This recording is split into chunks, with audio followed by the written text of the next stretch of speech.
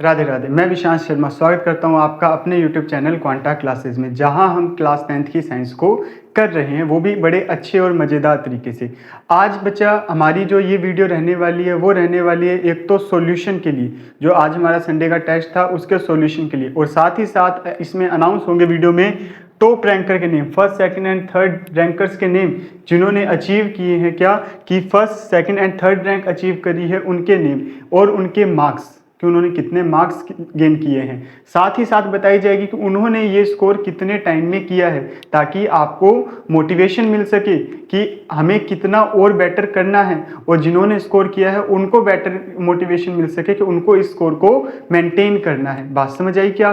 तो सबसे पहले तो हम बात करेंगे क्या सभी क्वेश्चंस के सॉल्यूशन की। और हाँ, आपको हैरानी होगी कि जो फर्स्ट रैंक होल्डर है ना, फर्स्ट रैंक होल्डर, उसकी टाइमिंग बहुत ही कम है, इतनी की आप सोच नहीं सकते। सर 20 क्वेश्चन के अकॉर्डिंग इतनी टाइमिंग कैसे कोई मेंटेन कर सकता है, इतनी अच्छी टाइमिंग? नाम जानने के लिए हमारे साथ में जुड़े रहिए। और पहले हम करते हैं क्या, हमारे सभी क्वेश्चंस के सॉल्यूशन को, फिर हम चलते हैं वापस से टॉपर्स के नेम की तरफ। चलो बच्चा, तो हम चलते हैं हमारे फर्स्ट क्वेश्चन की तरफ।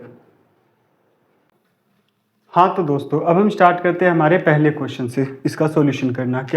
क्या कहा गया है? A balanced equation must satisfy the law of. अच्छा, बैलेंस्ड इक्वेशन है तो कौन से लॉ को फॉलो करेगी? सर हमें तो एक बारी में याद आ जाता है, क्योंकि स्केलेटल केमिकल इक्वेशन में क्या था कि जो मास था वो इक्वल नहीं था, और बैलेंस्ड में क्या था, मास इक्वल था। इट मीन्स क्या हो गया sir, according to law of conservation of mass. It means क्या कांस्टेंट प्रोपोर्शन में मास की बात हो रही है क्या? नहीं, हमारा आंसर ये वाला नहीं होगा। अच्छा, मल्टीपल प्रोपोर्शन में मास की बात हो रही है क्या? नहीं सर, तो हमारा आंसर ये भी नहीं होगा। अच्छा, कंजर्वेशन ऑफ एनर्जी, हमने तो कहा था सर सिस्टम का जो एनर्जी है, सिस्टम की जो एनर्जी है वो इंक्रीज भी हो सकती है, डिक्रीज भी हो सकती है। इस बेस पे हमने एक्सोथर्मिक एंड एंडोथर्मिक भी कहा था। इट मीन्स ये भी हमारा नहीं होगा। फिर क्या बचा? यस और नो, क्या बचा sir? Law of conservation of mass. Sir इसको तो हम क्या है कि क्वेश्चन पढ़ते ही आंसर बता सकते थे।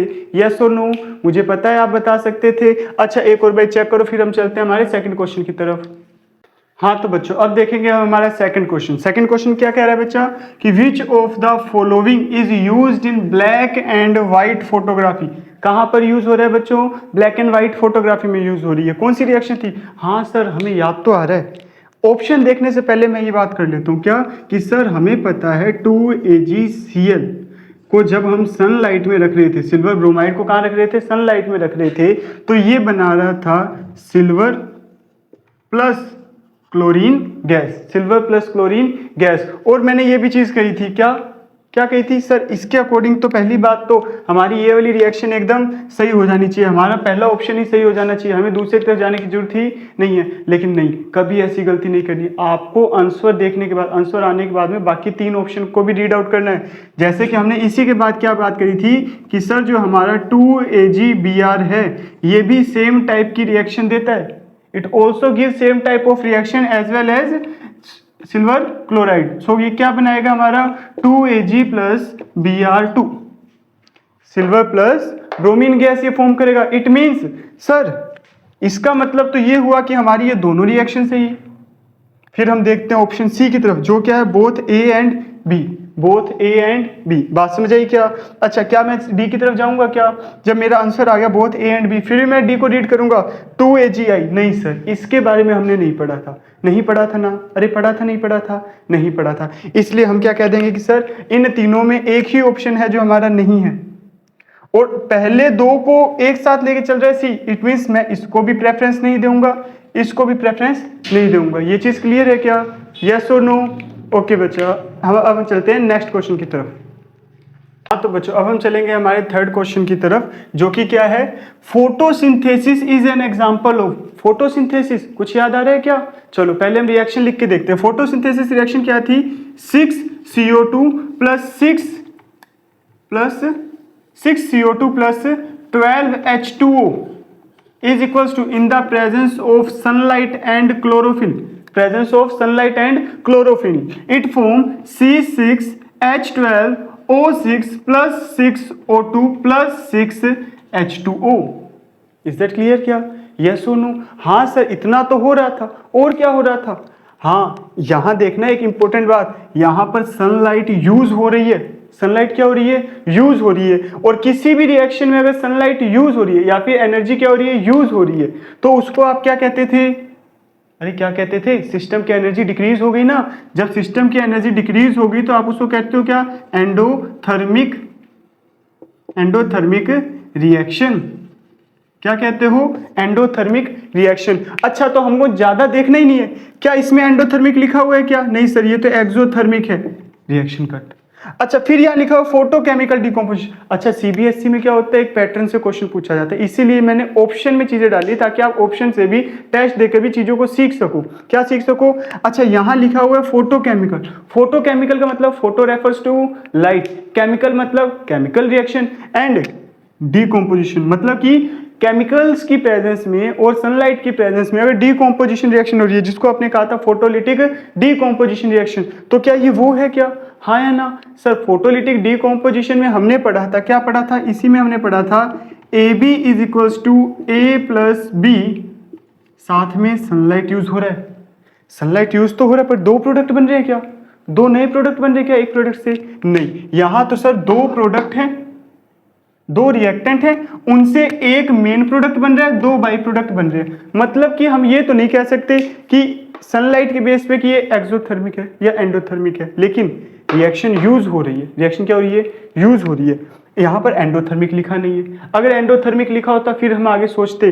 अच्छा photochemical combination reaction and endothermic reaction, हाँ सर ये हमारे काम का आ गया, क्या एंडोथर्मिक आ गया, एंडोथर्मिक। और अभी हमने बात करी इट मीन्स, तो सर हमारा एंडोथर्मिक से तो यहां पर ये हमारा क्वेश्चन सही हो गया।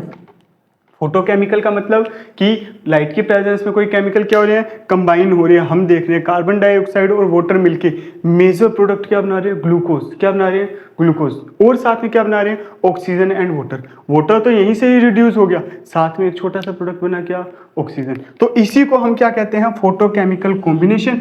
मेन थिंग जहां से हमारा आंसर आ रहा है वो क्या है, एंडोथर्मिक रिएक्शन। क्या है, एंडोथर्मिक रिएक्शन। अच्छा लास्ट तो डिस्प्लेसमेंट है, यहां तो ऐसा कोई है ही नहीं हाई रिएक्टिव लो रिएक्टिव जो डिस्प्लेसमेंट हो। इट मींस हमारा ये क्वेश्चन भी, ऑप्शन भी गलत हो गया, ये भी गलत हो गया, ये भी गलत। सही आंसर कौन सा है, फोटोकेमिकल कॉम्बिनेशन रिएक्शन। अच्छा इसको नोट करो, इसको चेक करो, हम चलते हैं हमारे नेक्स्ट क्वेश्चन की तरफ। हाँ तो बच्चों अब हम चलते हैं हमारे फोर्थ क्वेश्चन की तरफ। देखना जरा फोर्थ क्वेश्चन क्या है, lead nitrate solution is added in potassium iodide. अच्छा ये रिएक्शन है, याद आ रही है क्या, डबल डिस्प्लेसमेंट की थी क्या, lead nitrate PbNO3 twice plus potassium iodide KI form, क्या बना रहे थे, ये बना रहे थे lead iodide PbI plus KNO3 potassium nitrate, yes और नो। अच्छा इसके अंदर ये क्या था हमारा सर, एक्वस था, और ये क्या था, ये भी सर एक्वस था। ये क्या था सर, ये इनसोल्युबल सब्सटेंस था, और ये क्या था हमारा सॉलिड। और ये भी लेड नाइट्रेट भी क्या था हमारा, एक्वस, यस और नो। ये चीज क्लियर है क्या। अच्छा अब इसके अकॉर्डिंग देखते हैं। अच्छा इसने क्या पूछा है, the precipitate formed in, precipitate कौन सा है, लेड आयोडाइड, और इसका कलर क्या था सर, इसका कलर था येलो, याद आ रहा है, येलो PPT, यस और नो, क्लियर है क्या। अच्छा देखना red lead iodide, lead iodide का कलर रेड, नहीं सर ये तो हमारा ऑप्शन ही नहीं है, हमें तो याद है ना रिएक्शन येलो कलर का था, मतलब ये तो नहीं है। अच्छा येलो लेड आयोडाइड, हाँ सर यही है, यही है ना, अभी हमने कहा क्या, लेड आयोडाइड है, लेड आयोडाइड है और कलर क्या है, येलो। अच्छा white potassium nitrate, sir potassium nitrate तो सोल्यूबल सब्सटेंस है, सीधा ही गलत हो गया। Black lead iodide, lead iodide black colour, ना सर ये तो मजाक ही हो गया। मतलब क्या हो गया कि हमारा ऑप्शन बी इसमें क्या हो गया, करेक्ट हो गया। क्या ये चीज क्लियर है क्या, यस और नो। अच्छा साथ में जब भी आप क्वेश्चन करो तो आपको तुरंत इक्वेशन याद आनी चाहिए, इसके लिए हमें अच्छे से प्रैक्टिस करनी पड़ेगी। ओके क्या, चलो इसको देखो, इतने में हम करते हैं हमारा अब नेक्स्ट क्वेश्चन। हाँ तो बच्चों अब हम चलते हैं हमारे फिफ्थ क्वेश्चन की तरफ, जो क्या है, मैग्नीशियम रिबन। क्या, magnesium ribbon is rubbed with a sand paper, किससे रब किया जा रहा है, सैंड पेपर से, बिफोर बर्निंग, बर्निंग से पहले, because it has a coating of, किसकी कोटिंग होती है, याद आ रहा है क्या सर, हमने बात करी थी क्या कि एक मैग्नीशियम रिबन होता है जो एटमॉस्फेयर में प्रेजेंट ऑक्सीजन के साथ में रिएक्ट करता है, और क्या करता है कि अपने ऊपर अ थिक लेयर या फिर कह दिया जाए अ थिन लेयर फॉर्म कर लेता है, किसकी, मैग्नीशियम ऑक्साइड की। तभी तो हमने कहा कि मेटल क्या होते हैं, मेटल ऑक्सीजन के साथ में, एटमॉस्फेरिक ऑक्सीजन के साथ में रिएक्ट कर क्या करते हैं, एक ऑक्साइड की लेयर का फॉर्मेशन कर देते हैं। अच्छा, मेटल ऑक्साइड बन रहे हैं, क्या बन रहे हैं, मेटल ऑक्साइड। अभी हम सेकंड चैप्टर में पढ़ेंगे कि मेटल ऑक्साइड का नेचर हमेशा क्या होता है, बेसिक होता है। क्या होता है, बेसिक होता है। मतलब इस वीक में ही अब हम जो हमारा मंडे से क्लासेस स्टार्ट होगी सेकंड चैप्टर की, उसके अंदर हम इन चीज़ों को पढ़ेंगे। अच्छा ध्यान रखना, ऑक्साइड की लेयर है, किसकी ऑक्साइड की लेयर है, मेटल ऑक्साइड की। तो क्या फर्स्ट ऑप्शन होगा क्या सर, इसमें तो कार्बोनेट आ गया, गलत है हमारा। अच्छा, मैग्नीशियम ऑक्साइड सर यहाँ तो आ गया। अच्छा देख लेते हैं आगे, सल्फाइड की लेयर है सर, ये भी नहीं है। मैग्नीशियम क्लोराइड सर दूर दूर तक नहीं है, मैग्नीशियम क्लोराइड तो दूर दूर तक नहीं है। इट मीन्स हमारा कौन सा ऑप्शन सही हो गया, option B, magnesium oxide, basic layer of magnesium oxide, basic magnesium oxide. क्या ये चीज क्लियर है क्या? अच्छा सर आपको रिएक्शन भी याद आ रही है क्या? अच्छा, हमने कहा था Mg plus O2 gives MgO। अच्छा एक और करी थी हमने, क्या, Mg plus O2 gives MgO। Sir ये तो दोनों रिएक्शन सेम ही हो गई, इसमें क्या फर्क आया? अच्छा ये जो है ये बर्निंग की है, बर्निंग की है, मतलब कि ये एक्सोथर्मिक है, एक्सोथर्मिक, और इसमें जो हीट प्रोड्यूस हो रही है वो ज्यादा है, क्या है, ज्यादा। अच्छा ये क्या है, नॉर्मली हो रही है, मैग्नीशियम एटमॉस्फेयर में पड़ा और रिएक्ट करके मैग्नीशियम ऑक्साइड बन रहा है। अच्छा यहाँ जो हीट बनेगी, क्योंकि कॉम्बिनेशन रिएक्शन है और हमने कहा था mostly combination reactions are example of exothermic reaction. अच्छा तो यहाँ पर जो हीट बनेगी उसकी अमाउंट क्या होगी, कम होगी, काफी कम होगी कंपेयर टू दिस। बात समझाई क्या? अरे हाँ या ना, यस और नो? चलो ठीक, इसको नोट करो, फिर हम चलते हैं हमारे नेक्स्ट क्वेश्चन की तरफ। हाँ तो बच्चों अब हम चलते हैं हमारे क्वेश्चन नंबर 6 की तरफ। देखना क्या है, copper become green, sir green हो रहा है when expose to moist air, moist air में एक्सपोज करना है। इसका मतलब याद आ रहा है क्या आपको? सर ये तो रस्टिंग की बात होगी, किसकी बात कर रहा है, कोरोजन की, कोरोजन की बात कर रहा है। कॉपर भी हमारा क्या हो रहा है, रस्ट हो रहा है। और हमने पढ़ा था green coating on copper, copper की ग्रीन कोटिंग कब होती है, जैसे अभी समर है, समर में क्या है कि समर में क्या है, गर्मी ज़्यादा है, हमारी रेस्पिरेशन रेट ज़्यादा है, इस वजह से एटमॉस्फेयर में कार्बन डाइऑक्साइड की रेट भी क्या है, ज़्यादा। जब ये कार्बन डाइऑक्साइड मैंने कहा था कॉपर के साथ रिएक्ट करेगा, किसके साथ रिएक्ट करेगा, कॉपर के साथ में, तो ये क्या बनाएगा, CuCO3, क्या बनाएगा, CuCO3। अब ये कैसे बनाएगा, आपको पता है कॉपर है, यस सर कॉपर है। कॉपर क्या करेगा, एटमॉस्फेरिक ऑक्सीजन के साथ रिएक्ट करके बनाएगा कॉपर ऑक्साइड, और वो कॉपर ऑक्साइड रिएक्ट करेगा कॉपर कार्बन डाइऑक्साइड के साथ, और क्या बनाएगा, कॉपर कार्बोनेट। अच्छा ठीक है, कॉपर कार्बोनेट बनेगा। और कहीं कॉपर कार्बोनेट दिख रहा है क्या, यस और नो? नहीं सर नहीं दिख रहा। इट मीन्स हमारे बाकी सारे ऑप्शन क्या हो जाएंगे, कट हो जाएंगे। क्या हो जाएंगे बच्चा, कट हो जाएंगे। और हमें क्या मिल जाएगा, हमारा right answer basic copper carbonate. अच्छा आपको थोड़ी बहुत कंफ्यूजन हो रही सर किसी सबके आगे बेसिक लिखा हुआ आ रहा है, आखिर ये बेसिक नेचर होता क्या है? तो बेसिक नेचर को भी हम समझेंगे कब, हमारे नेक्स्ट चैप्टर में, जिसका नेम है एसिड बेसिस एंड सोल्ट, याद रखना ठीक है। अब इसको देखो, इतने में हम करते हैं अपनी नेक्स्ट स्लाइड। हाँ तो बच्चों अब हम करेंगे हमारे क्वेश्चन नंबर 7 को। क्वेश्चन नंबर 7 क्या कह रहा है, देखना, what happen when dilute hydrochloric acid, कौन सा एसिड है बच्चा, dilute hydrochloric acid are added in, is added in iron filings.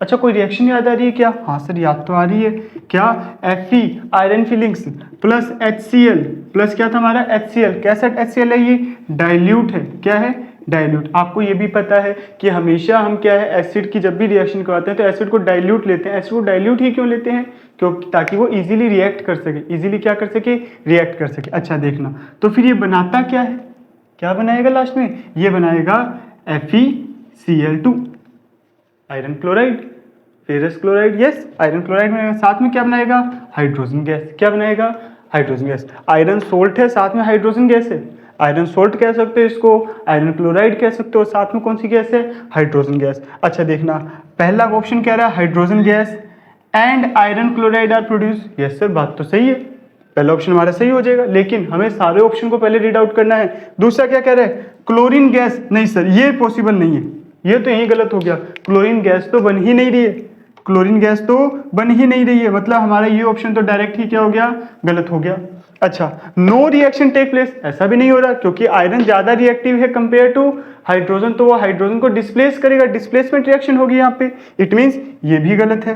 अच्छा, iron salt, sir iron salt कह सकते हैं इसको, आयरन सोल्ट तो बन रहा है, साथ में वाटर नहीं सर, वाटर नहीं, हाइड्रोजन गैस बन रही है, इट मींस हमारा ये फोर्थ ऑप्शन भी गलत हो गया। तो हमारा पहला ऑप्शन जो था ऑप्शन ए वो क्या है, एकदम सही है। इज दैट क्लियर क्या? चलो इसको जल्दी से देखो, फिर हम करते हैं हमारे नेक्स्ट क्वेश्चन को। हाँ तो बच्चों अब देखना जरा क्वेश्चन नंबर 8 की तरफ चलते हैं। क्वेश्चन 8 क्या कह रहा है, the reduction of metal oxides, reduction of metal oxide to metal using carbon. Simple सी बात क्या करी इसने, कहा क्या कि मेटल आपके पास में क्या है, मेटल ऑक्साइड है, मेटल ऑक्साइड हमने मान लिया जिंक ऑक्साइड ले लो, और क्या करना है, यूजिंग कार्बन, कार्बन का यूज करके आपको क्या करना है, रिडक्शन करना है, क्या करना है, रिडक्शन। तो हमारे पास में बनेगा क्या, Zn plus CO, carbon monoxide plus Zn। अच्छा ठीक है, ये बात तो होगी सिंपल सी, यस और नो। अच्छा ठीक है, ये क्या है, अब सुनना, एक थोड़ा सा हायर लेवल का क्वेश्चन है, इसीलिए आपको थोड़ा सा नहीं आया होगा, और इसके बारे में प्रॉपर जो एक्सप्लेनेशन है वो कहाँ आती है, हमारे चैप्टर नंबर 4 में। तो इस चीज को हम कहाँ पढ़ेंगे, हमारे चैप्टर नंबर 4 में, कार्बन में, जहां हम स्पेशली कार्बन की प्रॉपर्टीज पढ़ेंगे। बात समझ आ रही है क्या? अच्छा ठीक है, मतलब हमें पता तो लग गया कि रिडक्शन हो रहा है, क्या हो रहा है, रिडक्शन, लेकिन हमने तो सर एक ऑक्सीडेशन के अलावा इसमें कुछ पढ़ा ही नहीं हुआ है, यस और नो। अच्छा तो सुनना, ऑक्सीडेशन, जब ये ऑक्सीडेशन लिमिटेड अमाउंट में होता है, क्या होता है, लिमिटेड अमाउंट में होता है, तो आप उसको कहते हो कैल्सिनेशन, क्या कहते हो, कैल्सिनेशन। और जब यही ऑक्सीडेशन ऑक्सीजन की हायर अमाउंट में होता है तो इसको आप कहते हो क्या, रोस्टिंग, क्या कहते हो, रोस्टिंग। तो रिडक्शन के रिगार्डिंग कौन सी टर्म बच गई हमारी, सिर्फ एक, जो क्या है, स्मेल्टिंग, क्या है, स्मेल्टिंग। अच्छा ये चीज याद रखना, आप कई बार क्या है रिलेटेड टर्म्स को क्रॉस करके भी क्या कर सकते हो, अपने आंसर को करेक्ट कर सकते हो, यस और नो। अच्छा जिसका ये सही हुआ होगा ना, तो इट मीन्स उसकी स्टडी थोड़ी सी ज़्यादा अच्छी चल रही है, थोड़ी सी ज़्यादा अच्छी चल रही है, क्योंकि उसने उतना ही डेप्थ में बुक को रीड किया है। बात समझ आई क्या, यस और नो। हाँ इसको मैं मानता हूँ कि ये थोड़ा सा हाई ऑर्डर थिंकिंग स्किल का क्वेश्चन था, हाई ऑर्डर थिंकिंग स्किल का क्वेश्चन था। बात समझ आ रही है क्या, यस और नो। चलो अब हम चलते हैं हमारे नेक्स्ट क्वेश्चन की ओर। हाँ तो बच्चों अब हम चलते हैं हमारे 9th क्वेश्चन की तरफ। क्या है हमारा 9th question, on emerging an iron nail, iron nail को आपको क्या करना है, इमर्ज करना है, कहाँ पे, कॉपर सल्फेट सॉल्यूशन है, कौन से सॉल्यूशन में करना है, कॉपर सल्फेट सॉल्यूशन में, the colour change to light green due to, क्या बात करी, देखो कितनी अच्छी बात करी है ना। पहली बात तो क्या बात करी इसने, कि जो आपका कॉपर सल्फेट का सॉल्यूशन है CuSO4 का, इसमें आपने आयरन नेल को क्या किया, इमर्ज किया है, डिप किया है, उसके अंदर डुबोया है। तो आपको पता है क्या कि सर इसका कलर क्या था, ब्लू था, क्या था, ब्लू, और कलर चेंज होके हो जाता है लाइट ग्रीन, क्या हो जाता है, लाइट ग्रीन। तो किस वजह से हुआ, क्योंकि यहां पर बनता है FeSO4 प्लस Cu, याद आ रहा है क्या, हाँ या ना। सर हमें यह भी याद आ रहा है कि आयरन नेल का कलर भी चेंज होता है, आयरन नेल का कलर भी चेंज होता है, और वो क्या हो जाता है, ब्राउन हो जाता है, यस और नो। अच्छा ठीक है सुनना, अब बना क्या है, ग्रीन कलर किसकी वजह से आया है, FeSO4 की वजह से, तो CuCl2 नहीं सर, ये तो हमारा क्या हो गया, गलत। Formation of FeSO4, yes sir ये हमारा हो गया सही। क्या Fe2SO4 की थ्राइस बनेगा क्या, नहीं, फेरिक ऑक्साइड तो नहीं बन रहा था सर, फेरिक ऑक्साइड तो नहीं बन रहा था। अच्छा CuO, सर ये तो सिरे से ही गलत है, ऐसा तो कुछ है ही नहीं रिएक्शन में कि ये बने, इट मीन्स हमारा ऑप्शन बी क्या हो गया, करेक्ट हो गया। बात समझ आ रही है क्या, हाँ या ना। हमने इसके 2-3 क्वेश्चन किए थे, याद है ना, बस उनमें से ये क्वेश्चन ऐसे आ गया है, ठीक है क्या, ओके। चलो अब हम इसको देखो जरा, हम नेक्स्ट क्वेश्चन पे चलते हैं। हाँ तो बच्चों अब हम चलते हैं हमारे क्वेश्चन नंबर 10th की तरफ। क्वेश्चन नंबर 10th क्या है, ध्यान से देखना, which of the following are exothermic processes, मतलब कि जो गिवन प्रोसेसेस हैं इनमें से कौन सी क्या है, एक्सोथर्मिक प्रोसेस है। Reduction of water using quicklime, quicklime से क्या करना है, वाटर का रिडक्शन करना है, मतलब रिएक्शन कौन सी होगी, CaO plus H2O gives CaOH twice plus heat, याद आ रही है क्या आपको, कि स्लेक लैम्प बनेगा, साथ में क्या होगा, हीट बनेगी। अच्छा second, dilution of N acid, sir हमें याद आ रहा है H प्लस को जब वाटर में ऐड किया था हमने तो बना था H3O प्लस, प्लस प्लस में क्या था, हीट। अच्छा ये हम वैसे तो पढ़ेंगे चैप्टर नंबर 3 में, लेकिन हमें पता है कि जब भी किसी एसिड को डाइल्यूट सॉरी चैप्टर नंबर 2 में पढ़ेंगे अच्छे से। लेकिन जब भी हम किसी एसिड को डाइल्यूट करते हैं तो कितनी ज़्यादा हीट बनती है, यस और नो। तो ये उसी का एग्जाम्पल है जिसमें हमने कहा था डिस्प्लेसमेंट रिएक्शन में, याद आ रहा है क्या, हाँ या ना, बस वही बात। Second, evaporation of water. अच्छा वाटर को इवेपोरेट होना है तो क्या हो रहा है, मतलब कि वाटर है हमारे पास में H2O लिक्विड, ये किस में कन्वर्ट हो रहा है, H2O गैस में, तो इसको तो हीट चाहिए ना, ये तो एंडोथर्मिक का एग्जांपल हो गया। अच्छा सेम सब्लिमेशन ऑफ कैम्फर, हमारे पास में जो कैम्फर है वो सब्लिमेट होके गैस में कन्वर्ट हो रहा है, इट मींस उसको भी क्या चाहिए, एनर्जी चाहिए। मतलब ये दोनों रिएक्शन जो है, रिएक्शन नंबर 4 एंड जो 3 है, ये दोनों तो एग्जांपल है किसकी, एंडोथर्मिक की, और हमसे पूछी क्या है, एक्सोथर्मिक। इट मींस हमारी रिएक्शन नंबर 1 एंड 2 क्या हो जाएगी, इसका सही आंसर हो जाएगी, मतलब 1 and 2 are the right option. Is that clear क्या बच्चों, यस और नो। चलो अब हम चलते हैं हमारे नेक्स्ट क्वेश्चन की तरफ। हाँ तो बच्चों अब हम चलते हैं हमारे क्वेश्चन नंबर 11 की तरफ। देखेंगे क्या कह रहा है question number 11, when calcium oxide react with water. क्या कहा कि जो कैल्शियम ऑक्साइड हमारा क्विक लाइम है, जब ये किसके साथ रिएक्ट कर रहा है, वाटर के साथ रिएक्ट कर रहा है, तो इट फॉर्म क्या, स्लेट लाइम। बच्चा क्या बनाएगा, हमारा स्लेट लाइम बनाएगा, और साथ ही बनाएगा क्या, एक्सेस में हीट। क्या बनाएगा साथ में, एक्सेस में हीट। इट मींस ये जो रिएक्शन हुई क्या, A+B टाइप की हुई, जहां हमारा प्रोडक्ट क्या बन रहा है, AB, और साथ में क्या बन रही है, heat. It means it is an example of combination reaction which is also known as, और mostly combination reactions are exothermic. अच्छा ठीक है, कहां पर है सर, यहां तो एंडोथर्मिक एंड कॉम्बिनेशन रिएक्शन आ गया। क्या आ गया, एंडोथर्मिक एंड कॉम्बिनेशन रिएक्शन, मतलब कि ये हमारा नहीं है। अच्छा नेक्स्ट क्या है, exothermic and combination. It means sir ये हमारा एकदम सही आंसर है। अच्छा लास्ट वाले दो क्या है, अच्छा सर इसमें तो डीकॉम्पोजिशन आ गया, हमें देखना ही नहीं है, और यहां पर भी क्या आ गया, डीकॉम्पोजिशन, हमें देखना ही नहीं है कि आगे एंडोथर्मिक है या एक्सोथर्मिक। चलो अब हम चलते हैं हमारे नेक्स्ट क्वेश्चन की। तो बच्चों अब हम चलते हैं हमारे नेक्स्ट क्वेश्चन पे, क्वेश्चन नंबर 12 पे। क्या कहता है question number 12, a student heat ferrous sulphate crystal. Ferrous sulphate crystal को क्या किया, एक स्टूडेंट ने हीट किया। Which observation is incorrect, incorrect observation बतानी, चलो चेक करें इनकरेक्ट कौन सी होगी। तो हमने क्या किया, फेरस सल्फेट नहीं, फेरस सल्फेट क्रिस्टल, जिसका फॉर्मूला था FeSO4.7H2O, और इसका कलर क्या था, ग्रीन था। क्या था, ग्रीन कलर था बच्चा।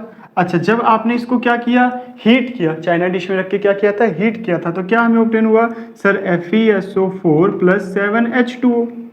क्या हुआ, FeSO4+7H2O। अच्छा हीट किया था तो ये किस में हुआ, वेपर में चेंज हुआ होगा, और जो सरफेस हुई होगी वहां पर हमें क्या मिली होगी, वाटर ड्रॉपलेट्स मिली होगी। अच्छा ठीक है, जब अगर तो हम यहां तक रुक गए तो गुड है, लेकिन अगर हम काम से भूल गए, इसको उठाना भूल गए, तो अगेन हीटिंग की प्रोसेस आगे चल रही है, और हमें क्या मिलता है, Fe2O3 प्लस क्या मिलेगा, SO3+SO2। अच्छा इसका कलर क्या था, ब्राउन। क्या था, ब्राउन था। और इसका कलर क्या था सर, इसका कलर तो डर्टी वाइट था। क्या था, डर्टी वाइट। याद आ रहा है क्या कुछ, हाँ या ना, सर हमने किया था। अच्छा green colour disappear, yes sir green colour तो गायब हो गया, ब्राउन में कन्वर्ट हो गया, या फिर डर्टी वाइट में कन्वर्ट हो गया। अच्छा gas with burning sulphur smell, हाँ सर सल्फर स्मेल के साथ में गैस क्या हो रही है, बर्न हो रही है। अच्छा ब्राउन रेसिड्यू रिमेन्स, हाँ सर ब्राउन कलर का रेसिड्यू बच रहा है हमारे पास में। अच्छा डी क्या बचा हमारे पास में, डी क्या बच रहा है बच्चा हमारे पास में, देखना जरा, D option, water droplets do not appear. ना ना ना ना ना, वाटर ड्रॉपलेट्स आ रही है ना, यहाँ पे आ रही है, वाटर ड्रॉपलेट्स तो बच रही है। इसका मतलब हमारा करेक्ट आंसर क्या हो जाएगा, option D is the wrong statement. Option D is the wrong statement. अच्छा चलो बच्चा इसको नोट करो, फिर हम चलते हैं हमारे नेक्स्ट क्वेश्चन पर। हाँ तो बच्चों अब हम चलते हैं हमारे क्वेश्चन नंबर 12 की तरफ। क्या है वो, क्वेश्चन नंबर 12 कहता है, विच of the following equation is not balance. याद रखना, नोट को इसीलिए हाईलाइट करके रखा हुआ है, कुछ बच्चों ने गलती करी होगी, इसको बैलेंस देख के पहले ऑप्शन या दूसरे ऑप्शन को तुरंत जो सही लगा उसको टिक कर दिया होगा। जरा ध्यान से देखना, क्या कि 2H2 + O2 गिव्स 2H2O, किसी को भी देख लो, हाइड्रोजन कितने हैं, 4, हाइड्रोजन कितने हैं, 4, ऑक्सीजन 2, ऑक्सीजन 2। इट मीन्स ये हमारी करेक्ट स्टेटमेंट है। Zinc plus sulphuric acid, zinc sulphate plus hydrogen gas, H2, SO4, SO4, Zn, ये भी हमारी क्या है, बैलेंस्ड। अच्छा H2 + Cl2 form HCl, H2 है, क्या यहाँ 2H है? नहीं, इट मीन्स हमारी ये इक्वेशन क्या हो गई है? गलत हो गई है, बैलेंस नहीं है ना। हाँ, इट मीन्स अच्छा आगे देखना 2Mg plus O2 gives 2MgO, 2 magnesium 2 magnesium, oxygen 2 oxygen 2। It means जो इसका हमारा आंसर सही होगा वो कौन सी रिएक्शन हो जाएगी? वो रिएक्शन हो जाएगी reaction number C, reaction number C. Is that clear क्या बच्चों? चलो अब हम चलते हैं हमारे नेक्स्ट क्वेश्चन की तरफ। हाँ तो बच्चों अब हम चलते हैं हमारे नेक्स्ट क्वेश्चन पे, क्वेश्चन नंबर 14 पे, जो कि एक बैलेंसिंग रिएक्शन है। क्या है? Balancing reaction. तो चलो इसको बैलेंस करके देखते हैं हम। क्या है कि हम वही हमारा ERP टेबल बनाएंगे। कौन सा टेबल बनाएंगे बच्चा? ERP। कुछ याद आ रहा है क्या? ERP। लेड लिया हमने, नाइट्रोजन लिया, ऑक्सीजन। हाँ हमने NO3 क्यों नहीं लिया ये समझना जरा, क्योंकि यहाँ पे NO2 एंड O2 बन रहे हैं। अच्छा, लेड कितना है? 1, नाइट्रोजन 1, ऑक्सीजन नाइट्रोजन कितना है? 2 और ऑक्सीजन कितना है? 6। सेम यहाँ पे लेड कितना है? 1, ऑक्सीजन कितना है? 2 2 4 एंड 1 5, ऑक्सीजन कितना है? 5 एंड हमारा नाइट्रोजन कितना है? यस बोलो 1। ये चीज समझ आई क्या? हाँ या ना? अच्छा अगर मैं नाइट्रोजन को बैलेंस करूं, तो 2 नाइट्रोजन है तो यहाँ पे कितने हो जाएंगे? मल्टीप्लाई 2 कर दूंगा। क्या कर दूंगा? 2। इट मीन्स यहाँ पर मैं क्या लगा दूंगा? जेड की वैल्यू अगर 2 पुट कर दूं, क्या पुट कर दूं? 2। जेड की जगह क्या लगा दूं मैं? 2 लगा दूं सर। अच्छा तो क्या फर्क पड़ा कि 2 4 6 एंड 1 7 हो गए। ऑक्सीजन कितने हो गए? 7। ये तो एक ज़्यादा हो गया। Not possible. यस और नो? हाँ सर पॉसिबल तो नहीं है। अच्छा फिर क्या किया जाए? इसीलिए तो ये हिट एंड ट्रायल मेथड है। मेथड का नेम क्या है? हिट एंड ट्रायल मेथड है। अच्छा सुनना, तो मैं क्या करता हूँ पूरे को इजी करने के लिए, स्मूथ करने के लिए स्टार्टिंग करता हूँ यहाँ पर 2 पुट करने से। यहाँ पर 2 पुट करने से अगर मैं यहाँ पर 2 पुट करता हूँ तो मेरे वैल्यू पे क्या फर्क पड़ेगा जरा देखना कि ये भी 2 हो गया। नाइट्रोजन कितने हो गए ऑटोमेटिकली? 4। नाइट्रोजन हो गए हैं 4। अच्छा ऑक्सीजन कितने हो गए? 6 तो थे ही, 6 एंड 2 6 2 12 हो गए। ऑक्सीजन हो गए हैं 12। अच्छा अब मेरे को Y की वैल्यू पुट करनी है, तो Y तो मेरे लिए इजी है पुट करना। लेड को मेरे को क्या करना है? 2 ही तो एज्यूम करना है। लेड क्या हो गया मेरा? 2 से मल्टीप्लाई हो गया, तो 2 2 4 2 6 तो ये हो गया। अच्छा इसको मैं क्या रखूं कि मेरा आंसर क्या आ जाए? 2 2 4 और ये क्या आ जाए? ये एक अच्छी वैल्यू आ जाए। 4 में क्या ऐड करूं कि मेरे पास ऑक्सीजन कितना आ जाए? 12 आ जाए। नाइट्रोजन कितना आ जाए? 4। तो मैं इसको मल्टीप्लाई करूंगा किससे? 4 से। किससे मल्टीप्लाई करूंगा? 4 से। मल्टीप्लाई 4। ये मेरे ऑक्सीजन कितने हो गए? 8 एंड 2 10 एंड 2 12। बात समझ आई क्या? यस और नो? मतलब कि मेरे पास में ऑक्सीजन हो गए 12 और यहाँ 4 से मल्टीप्लाई करने की वजह से क्या हो गया? यहाँ पर मेरी ये होगी इक्वेशन बैलेंस। तो मैंने यहाँ वैल्यू कौन कौन सी पुट करी? एक तो करी 2, x की वैल्यू क्या आई? 2, y की वैल्यू भी क्या आई? 2 एंड z की वैल्यू आई 4। 2 2 4 मेरा ये क्या हो गया? Right answer. Is that clear क्या बच्चों? चलो अब हम चलते हैं हमारे नेक्स्ट क्वेश्चन की तरफ। तो बच्चों अब हम चलते हैं हमारे क्वेश्चन नंबर 15 की तरफ, जो क्या है? What is the coefficient of oxygen? Oxygen का कोफिशिएंट पूछा, बट इतना आसान थोड़ी दिया है। अगेन हमें बैलेंसिंग करनी पड़ेगी। क्या करनी पड़ेगी? बैलेंसिंग। तो चलो वही हमारा प्यारा ERP table, ERP। Is that clear क्या? चलो ठीक है देखते हैं। हमारे पास में क्या है? नाइट्रोजन है, हाइड्रोजन है, ऑक्सीजन है। यहाँ नाइट्रोजन कितने हैं? 4 और यहाँ भी कितने हैं? 4। यहाँ हाइड्रोजन कितने हैं? 3। यहाँ हाइड्रोजन कितने हैं? 12। 6 2 12। अच्छा ऑक्सीजन यहाँ कितने हैं? 2। यहाँ कितने हैं? 6 एंड 4 10। अच्छा ये तो सर इजी हो गया। वेरी मतलब वेरी से भी ज्यादा इजी हो गया। कैसे इजी हो गया? अच्छा सुन, हाइड्रोजन कितने हैं? 4 3 12। हाइड्रोजन यहाँ पर 3 नहीं 12 हैं। अच्छा इजी कैसे हो गया? एक ही चीज इम्बैलेंस है, मतलब मल्टीप्लाइड बाय 5 बराबर हो गया क्या? यस और नो? मतलब x की वैल्यू भी क्या आ गई हमारे? 5। यस और नो? बात समझ आई क्या? अच्छा इसको एक बार ध्यान से देखना, फिर हम चलते हैं हमारे नेक्स्ट क्वेश्चन की तरफ। हाँ तो बच्चा अब हम चलते हैं हमारे नेक्स्ट क्वेश्चन पे, क्वेश्चन नंबर 16 पे, जो क्या है, in the equation X F E plus Y H two O form F E 3O4 plus Z H two, the values are X Y Z की वैल्यू बतानी है। इसका मतलब अगेन हमारा बैलेंसिंग का क्वेश्चन आ गया, hit and trial method proper use होगा हमारा। जरा देखना, ERP टेबल हम अगेन ड्रॉ करेंगे। ERP का मतलब तो पता है ना, एलिमेंट्स, रिएक्टेंट एंड प्रोडक्ट। अच्छा, FeH2 और O, FeH and O। Fe कितने हैं यहाँ पर 1, यहाँ H कितने हैं 2, O कितने हैं 1, यहाँ Fe कितने हैं बच्चा 3, O कितने हैं 4, H कितने हैं 2। बैलेंसिंग स्टार्ट करें क्या, किसको बैलेंस करें पहले सर, दोनों में से ज़्यादा डिफरेंस आ रहा है इसमें, मल्टीप्लाई 4। अच्छा मतलब यहाँ मतलब मैं y की जगह क्या पुट कर दूंगा, अच्छा y है तो y की जगह मेरी वैल्यू आ जाएगी 4।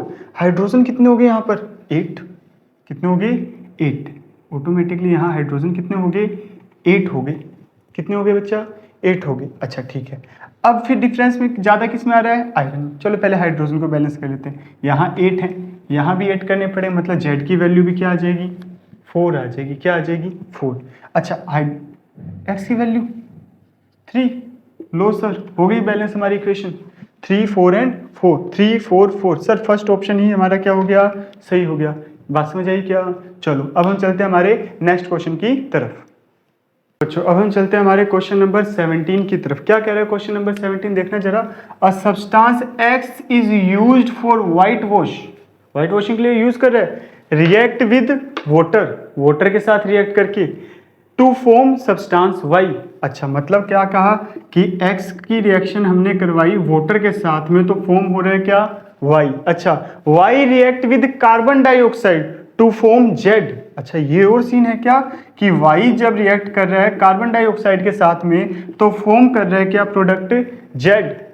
अच्छा तो जेड क्या है, जेड पूछ लिया हमसे, समझ आई क्या बात, हाँ या ना। अच्छा तो हमें पता है व्हाइट वॉशिंग में जो सॉल्यूशन यूज हो रहा है उसका नेम तो कैल्शियम हाइड्रोक्साइड स्लेक्ट लाइम है, और वो किसका सॉल्यूशन है क्विक लाइम का। इट मींस यहां पर हमारा क्या आ जाएगा क्विक लाइम CaO, और यहां हमारा बनेगा क्या स्लेक्ट लाइम CaOH ट्वाइस। अच्छा इट मींस जब हमें पता है कि जब हमारा स्लेक्ट लाइम है कैल्शियम हाइड्रोक्साइड, जब ये रिएक्ट करता है कार्बन डाइऑक्साइड के साथ में तो ये बनाता है एक इनसोल्यूबल सब्सटेंस जिसका नेम क्या है कैल्शियम कार्बोनेट। यस और नो, अरे क्लियर है क्या।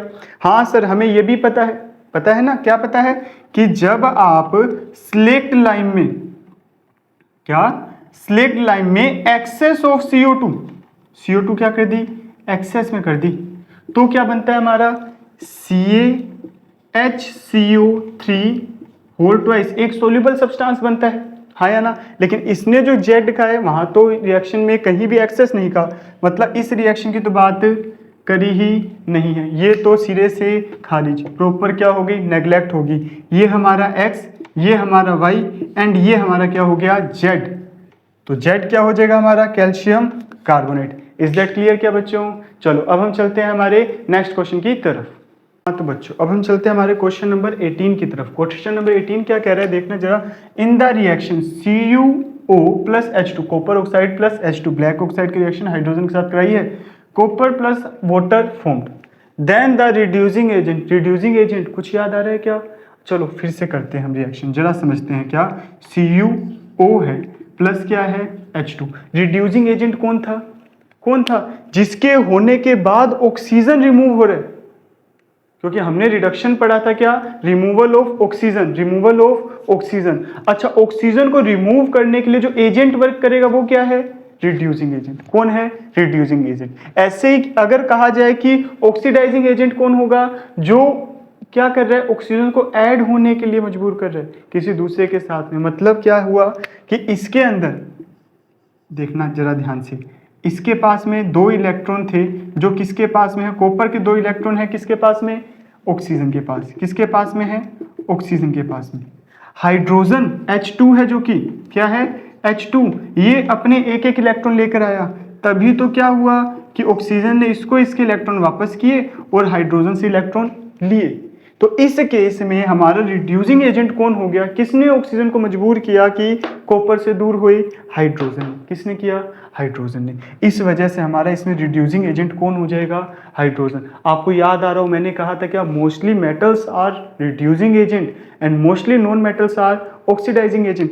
फिर आप कहोगे सर हाइड्रोजन तो नॉन मेटल है, कहोगे ना, नहीं ऐसा नहीं है, क्योंकि अगर आप पीरियोडिक टेबल ढंग से देखी हो तो हाइड्रोजन को अलग कर रखा है, ना ये मेटल में है ना ये नॉन मेटल में है, क्योंकि इसकी वैलेंसी +1 है इसलिए ये मेटल है, बट इसकी वैलेंसी -1 भी है इसलिए ये नॉन मेटल भी है। इसको हम अच्छे से पढ़ेंगे कौन से चैप्टर में, चैप्टर नंबर 3 में, मेटल एंड नॉन मेटल, जहां आपको बताऊंगा कि क्यों hydrogen metal and non metal दोनों की तरह बिहेव करता है। तब तक के लिए इस क्वेश्चन को देखो और हम चलते हैं आगे।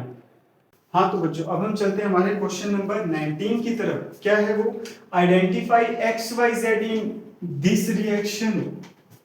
बात समझिए क्या, अच्छा मतलब वही हमें क्या करना पड़ेगा, हमारा प्यारा ERP टेबल बनाना पड़ेगा। ERP elements reactant and product. अच्छा KClO, के कितने हैं यहाँ पर 1, यहाँ पर भी कितने हैं 1, Cl यहाँ पर कितने हैं 1, यहाँ पर भी कितने हैं 1, ऑक्सीजन यहाँ पर कितने हैं 3, यहाँ कितने हैं 2।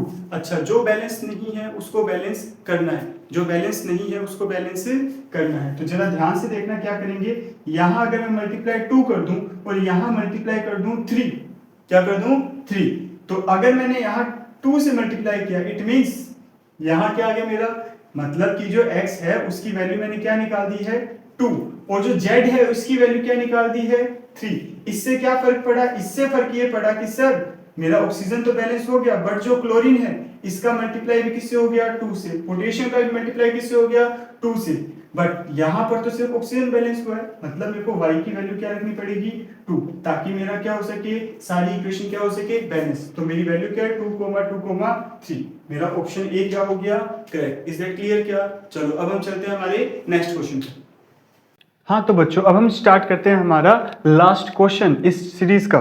क्या है वो, which type of reaction is zinc plus copper sulphate form zinc sulphate plus copper. इसका मतलब इतना आसान क्वेश्चन दिया है ये लास्ट वाला, ये भी जिसका गलत है ना, मतलब उसने तो बिल्कुल चैप्टर को देखा ही नहीं है। इसको तो सर हम बिना देखे बता सकते हैं कि सर ये डिस्प्लेसमेंट रिएक्शन होगी, क्योंकि इसमें जो हायर रिएक्टिव जिंक है वो कॉपर को डिस्प्लेस कर रहा है फ्रॉम देयर कंपाउंड, और हमारी डेफिनेशन क्या थी, when higher reactive element displace lower reactive element from its compound, this reaction is known as displacement reaction. बात समझ आई क्या बच्चों, यस और नो।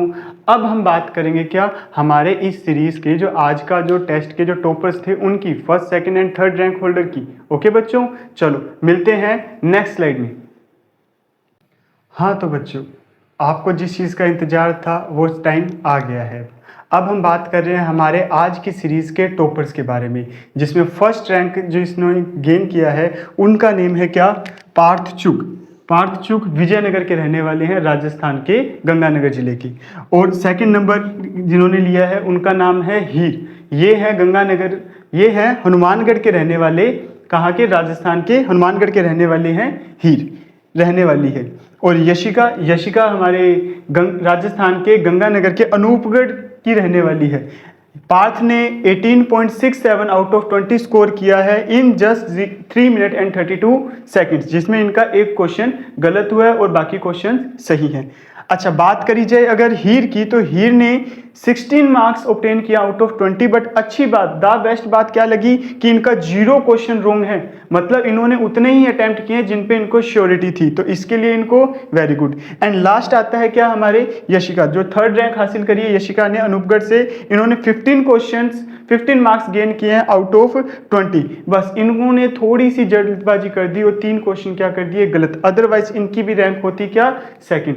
तो बच्चों ऐसे ही आपको भी क्या करना है, टेस्ट को देना है, ऑब्टेन करना है, और ताकि आपको मोटिवेशन मिल सके कितने कम टाइम में आप एमसीक्यू सोल्व कर सकते हो, कितने कम टाइम आपको लग रहा है आपका एक एग्जाम का एक पार्ट को सोल्व करने का, ताकि आपका बाकी टाइम यूज हो सके किसके लिए, आपके बाकी सारे पेपर के लिए। और इस पेपर को आपने करके देखा तो आपको पता लगा होगा कि आपके पूरे चैप्टर का क्या हो गया है, इसमें रिवीजन हो गया है। तो इसी तरीके से मिलते हैं हम इसकी अगली कड़ी में, जिसमें हम अब कल स्टार्ट करेंगे second chapter acid basis and salt. तो तब तक के लिए सभी को Radhe Radhe, all the best for your preparation.